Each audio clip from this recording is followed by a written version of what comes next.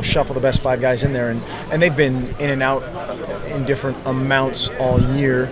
And Cameron started the last game just because he was practicing the best.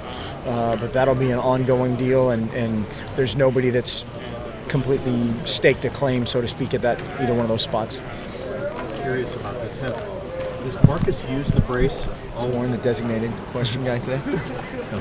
Does he use the brace all week long in practice and really wear it on Saturday?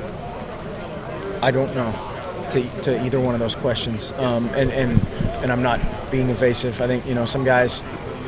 I don't know. Yeah. Beyond that, then, did that hamper his ability to run? I mean, his speed. Did you notice a difference? Does the brace do that with the player? Some guys. It's funny. Braces now. The technology is such that they're so much lighter than they used to be, and some guys don't notice them. Some guys, if they wear a sweatband, they feel like they're adding 20 pounds. So it's just, it's kind of one of those things that you have to just get over and get through, and he's done that really well.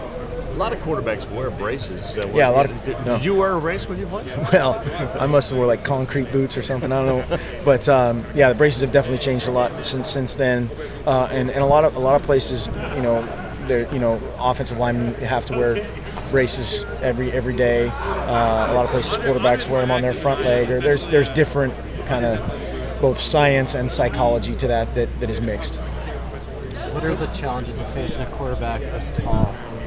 That's tall? Yeah. Well, if he's just tall, we can deal with that. But if they can throw and run, then that adds some different dimensions. And he's a guy that has been very productive at both at times. They've struggled a little bit lately, and that's for various reasons. I think they've played some really good fronts and been in different situations in games where they've managed things differently. But that guy can run, and he's run against everybody.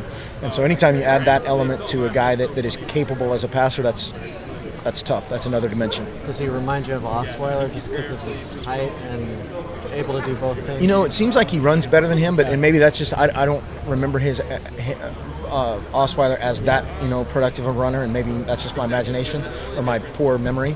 But he runs more I think than Osweiler did, and obviously Coach Erickson had both, so he might shed some different or better light on that.